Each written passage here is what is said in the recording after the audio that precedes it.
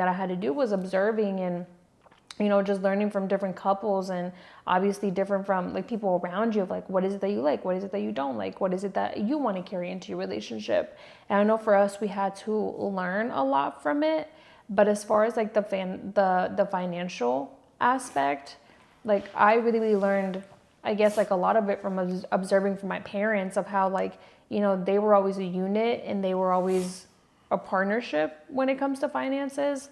You know, obviously my mom tried to help out a little bit as, you know, we got older, and she wanted to work and, you know, she wanted to make income. But I remember for a long time, my mom didn't even work. I think it was just my dad being the breadwinner in the family. So that even opens up another conversation for couples, or for you to think about, you know, could you do that for a season of time if you had to do that? Because I remember when my mom and my dad met, you know, they were both working, but, you know, things changed, and she had to stop working for a little bit. What? Need nothing? Okay. I've always just been a figure it out type of person, so that's all I can really say about that. Yeah.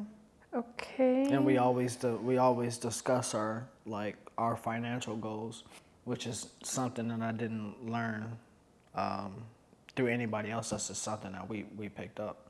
It's discussed because we discuss everything else.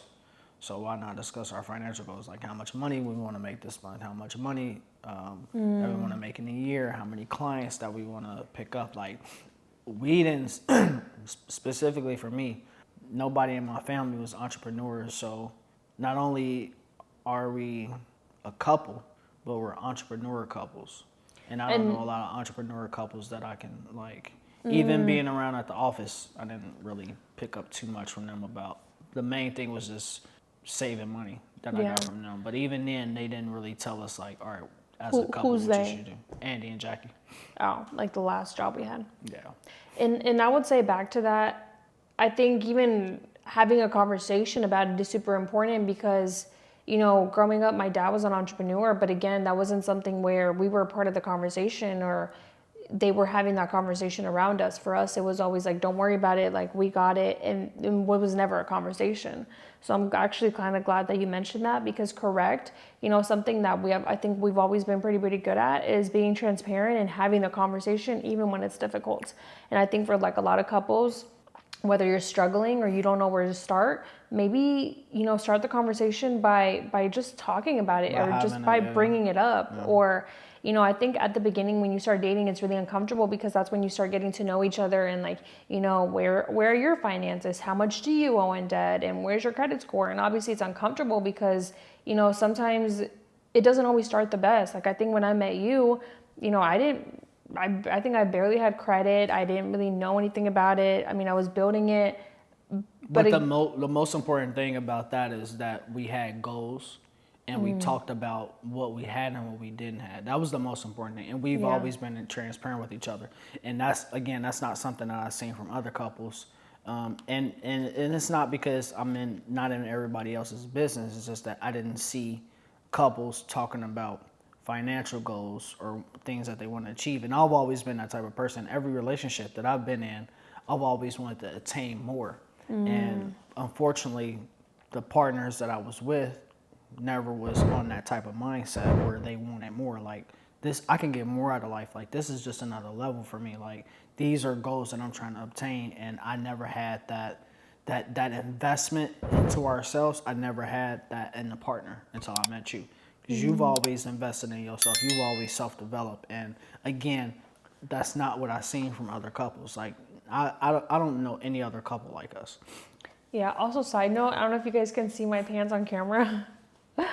I got these pants on Shein, and they weren't supposed to have a hole, and they have a hole in the knees. I don't know. I mean, I understand why they did it. It's so that way when it's not necessarily a hole, it's a designed cut. Yeah, it's when you bend down, like, it's not supposed to be tight. But I know it looks a little awkward sitting down, but oh well. But on that note, I wanted to bring it back to... Yeah, look how bright that light is coming through. I wanted to bring it back to correct. I think that, you know, something that we have always been good at is even holding each other to higher standards, because obviously that's the reason why we're having these uncomfortable conversations, and why we're even... And something that we actually were just talking about yesterday is how it brings me back to the point of a lot of people want to be comfortable, and it's not a bad thing. I just think that, I mean, it can be a bad thing, but it's how our society is almost being raised nowadays. You know, our society is being told that, you know, you should, which again, I went to school for social work, so I'm not saying it doesn't exist, but I just think that, you know, there's a line between how much is being too soft with people and how much is being too hard on them. And going back to like, how does it relate to mental health? And that's the reason why I bring this up, is because I think that, you know, there's obviously a conversation around how do you hold people to a high standard while not being, I guess you would say, like a bully, but at the same time, you want better for yourself. And I think there's a thin line, but we always have wanted better for ourselves. And that's why we push each other so much. And like I said, some people don't want that. Some people aren't okay with that. And maybe that's something that you have to talk about with your partner. You know, are you willing to go through uncomfortable times? Are you going to be okay if we have to go through uncomfortable times? And that's something that we've been completely okay with, you know. Figure this fuck out. Yeah. Figure it the fuck out. Yeah. That's always been us. And I don't see a lot of people, especially in Cincinnati, right before we was leaving, there was not a lot of people around us that were willing to figure it the fuck out and actually want to take